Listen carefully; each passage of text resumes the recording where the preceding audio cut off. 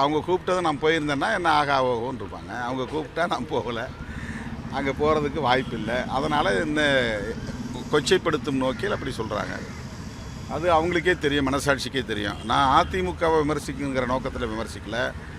அதிமுக மேலே எனக்கு எந்த காழ்ப்பும் இல்லை. அவங்க வலுவாக இருக்கிற போதே கூட்டணி ஆட்சி அப்படின்னு அமித்ஷா சொல்கிறாருன்னா அதிமுகவை எவ்வளவு பலவீனமாக அவங்க கருதுகிறாங்க. பலவீனமாக கருதுகிறவங்க பாஜக, அவங்கள அவங்க டிஃபெண்ட் பண்ணுறாங்க. ஐயோ அது பலவீனப்பட்டு விடக்கூடாதேன்னு கவலைப்படுற எண்ணம் விமர்சனம் பண்ணுறாங்க. இதுதான் அதிமுகவினுடைய அணுகுமுறையாக இருக்கிறது. எம்ஜிஆர் ஜெயலலிதா கட்டி காத்த இயக்கத்தை அவர்கள் துச்சமாக மதிக்கிறார்கள். மிக சாதாரணமாக பேசுகிறாங்க. அவங்க கருத்தை கேட்காமலேயே, அவருடைய ஒப்புதல் இல்லாமலேயே கூட்டணி ஆட்சி என்று சொல்லுகிறார்கள் என்றால் அதிமுகவை நாங்கள் பலவீனப்படுத்துவோம். அதுதான் பாஜக சொல்லுவது, அதுதான் அதுக்கு பொருள். அப்போ அவங்க கோபம் யாருக்கு எதிராக வரணும்? யாரை கேட்டு நீ இப்படி சொல்கிறேன்ல சொல்லணும். அதை நான் அதை சுட்டி காட்டுறேன். அதிமுக எச்சரிக்கையாக இருங்க, உங்களை பலவீனப்படுத்த பார்க்குறாங்க. நீங்கள் சொல்லாமலேயே அவங்க கூட்டணி ஆட்சின்னு சொல்லுவதன் மூலமாக உங்களை ரொம்ப குறைச்சி மதிப்பிடுறாங்கன்னு நான் சுட்டி காட்டுறேன். அப்போ அவங்க என் கருத்துக்கு ஆதரவு கூட தெரிவிக்க வேண்டாம், அமைதியாக இருக்கணும். ஆனால் என்ன அவங்க விமர்சிக்கிறாங்கன்னா தன் தலையிலேயே மண்ணை வாரி போட்டுக் கொள்கிறார்கள் என்று தான் அதை நான் பார்க்க வேண்டியதாக இருக்கிறது.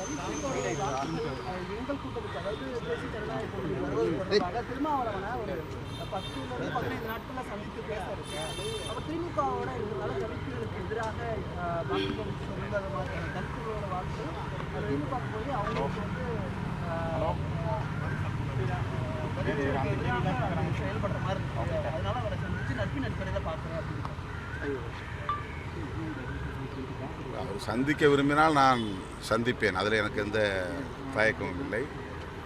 பாஜகவில் ஏராளமானவர்கள் எனக்கு நண்பர்களாக இருக்கிறார்கள். நட்பு வேறு, நாம் உள்வாங்கியிருக்கிற கொள்கை வேறு. பாஜகவில் இருப்பவர்களுக்கு அவர்களின் கொள்கை எவ்வளவு முக்கியமோ அதுபோல்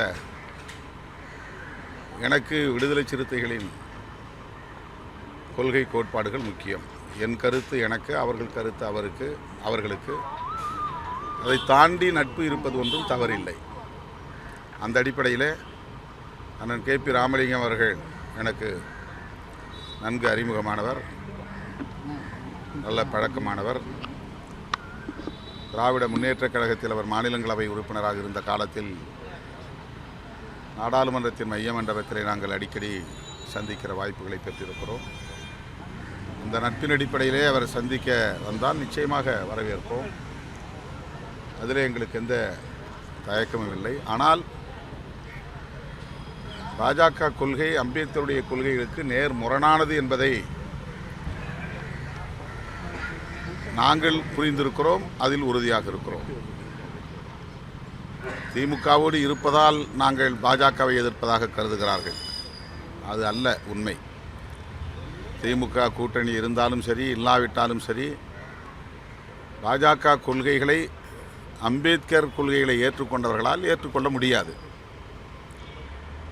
தனியே இருந்தாலும் பாஜக கொள்கையை நாங்கள் எதிர்ப்போம். அதற்கு காரணம் பாஜக மீது உள்ள தனிப்பட்ட அரசியல் காரணங்கள் அல்ல, தேர்தல் அரசியல் காரணங்கள் அல்ல. புரட்சியாளர் அம்பேத்கர் அவர்கள் சமத்துவத்தை இங்கே நிலைநாட்டுவதற்காக தமது இறுதி மூச்சு வரையில் அல்லும் பகலும் அயராது உழைத்தவர். அந்த சமத்துவ கொள்கைகளை ஏற்றுக்கொண்ட ஒரு இயக்கமாக பாஜக இல்லை. சாதி ஒழிய வேண்டும், பாலினத்தின் பெயரால், சாதியின் பெயரால், மதத்தின் பெயரால் நிலவுகிற பாகுபாடுகள் களைந்தெறியப்பட வேண்டும். அதற்கு இங்கே ஒரு மதசார்பற்ற அரசு வலுவாக இருந்திட வேண்டும். இவையெல்லாம் அம்பேத்கரின் கனவுகள். ஆனால் மதசார்பின்மைக்கு நேர் எதிரான இயக்கம் பிஜேபி. அதனால் பிஜேபியை விமர்சிக்கிறோம். திமுக கூட்டணி இருப்பதனால் பிஜேபியை எதிர்க்கிறோம் என்றால் அது தேர்தல் அரசியல் காரணங்கள் என்ற பொருளில் அமைந்துவிடும். கூட்டணி நலன்கள் என்கிற பொருளில் அது அமைந்துவிடும். ஆனால் கருத்தியல் அடிப்படையிலே பாஜக புரட்சியாளர் அம்பேத்கரின் உயிர் மூச்சு கோட்பாடாக இருக்கிற மதச்சார்பின்மைக்கே எதிரானது.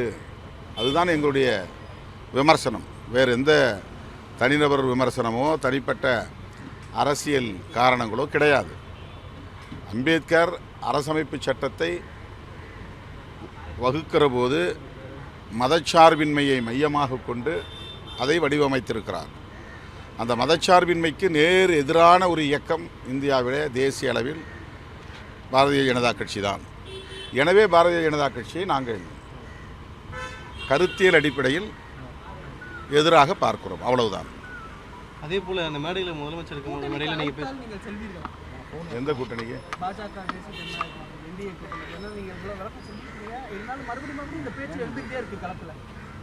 அவங்களுக்கு நீங்களே பதில் சொல்லாம. அவர் தான் முடியாதுன்னு சொல்லிட்டாரே, ஏன்பா திரும்ப திரும்ப நீங்கள் சொல்கிறீங்க? நீங்களே பதில் சொல்லுங்கள். அதே போல அடிப்படையில் நீங்கள் தெளிவாக முன்னிறுத்துறீங்க அரசியல் பண்ணுறது. ஆனால் அவங்க நீங்கள் சீட்டுகளுக்காகத்தான் தொடர்ந்து நீங்கள் அங்கே இருக்கீங்க. அது அவங்களுக்கு இப்போ அவங்க கூப்பிட்டதை நான் போயிருந்தேன்னா என்ன ஆகாவோன்னு இருப்பாங்க. அவங்க கூப்பிட்டா நான் போகலை, அங்கே போகிறதுக்கு வாய்ப்பு இல்லை. அதனால் இந்த கொச்சைப்படுத்தும் நோக்கில் அப்படி சொல்கிறாங்க. அது அவங்களுக்கே தெரியும், மனசாட்சிக்கே தெரியும். நான் அதிமுகவை விமர்சிக்குங்கிற நோக்கத்தில் விமர்சிக்கலை. அதிமுக மேலே எனக்கு எந்த காழ்ப்பும் இல்லை. அவங்க வலுவாக இருக்கிற போதே கூட்டணி ஆட்சி அப்படின்னு அமித்ஷா சொல்கிறாருன்னா அதிமுகவை எவ்வளோ பலவீனமாக அவங்க கருதுகிறாங்க. பலவீனமாக கருதுகிறவங்க பாஜக, அவங்கள அவங்க டிஃபெண்ட் பண்ணுறாங்க.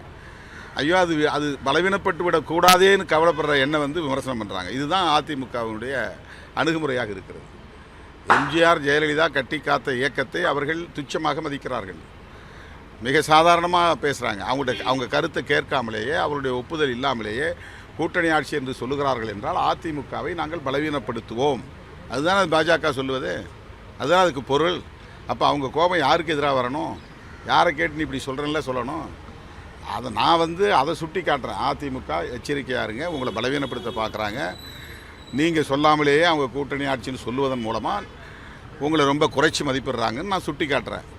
அப்போ அவங்க என் கருத்துக்கு ஆதரவு கூட தெரிவிக்க வேண்டாம், அமைதியாக இருக்கணும். ஆனால் என்ன அவங்க விமர்சிக்கிறாங்கன்னா தன் தலையிலேயே மண்ணை வாரி போட்டுக் கொள்கிறார்கள் என்று தான் அதை நான் பார்க்க வேண்டியதாக இருக்கிறது.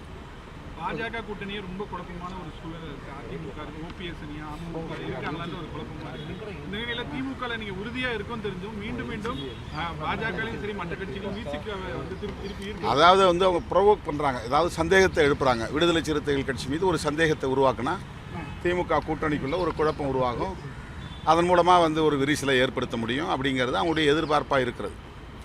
எனக்கு நீ 4 சீட்டுக்கு போகிற, 6 சீட்டுக்கு போகிற, இது போதுமா உனக்கு அப்படின்னு இன்றைக்கி திடீர் கரிசனம் பல பேருக்கு வந்திருக்கிறது. இந்த கட்சி வளரவே கூடாதுன்னு நினைக்கிறவங்க பூரா ஏன் இன்றைக்கி நீங்கள் 4 சீட்டு வாங்குறீங்க, 6 சீட்டு வாங்குறீங்கன்னு பேசுகிறாங்க. அவங்களுடைய நோக்கம் என்னென்னா எங்களுடைய வளர்ச்சி அல்ல, எங்களுடைய நலன் அல்ல. எங்களை ப்ரொவோக் பண்ணுறாங்களாம். அதாவது உணர்ச்சியை தூண்டிவிட்டு அதன் மூலமாக திமுக மீது எங்களுக்கு ஒரு வெறுப்பு வரும் அப்படின்னு. அங்கே திமுக மட்டுமே பாதுகாப்பு அரண் அப்படிங்கிற அடிப்படையில் பேசலை. மதசார்பற்ற முற்போக்கு கூட்டணி, திமுக தலைமையில் இருக்கிற கூட்டணி, விடுதலை சிறுத்தைகளும் சேர்ந்து உருவாக்கிய கூட்டணி, எல்லாம் சேர்ந்து தான் பாதுகாப்பு அரண் அப்படின்னு நான் சொல்கிறேன். பாஜக என்கிற மதவாத சக்திகளை எதிர்கொள்வதற்கு மதசார்பற்ற முற்போக்கு கூட்டணி ஒரு பாதுகாப்பு அரண். அந்த மதசார்பற்ற முற்போக்கு கூட்டணியை உருவாக்கியதில் அல்லது அதை பாதுகாப்பதில் அதில் இடம்பெற்றுள்ள ஒவ்வொரு கட்சிக்கும் பங்கு உண்டு. அது விடுதலை சிறுத்தைகள் கட்சிக்கும் பங்கு உண்டு. அந்த அடிப்படையில் தான் நாங்கள் இந்த கருத்தை பேசுகிறோம். ஆனால் இவர்கள் திமுகவுக்காகத்தான் இவ்வளவும் பேசுகிறேன் என்பதைப் போல அதை திரித்து பேசுகிறார்கள். Okay, thank you so much.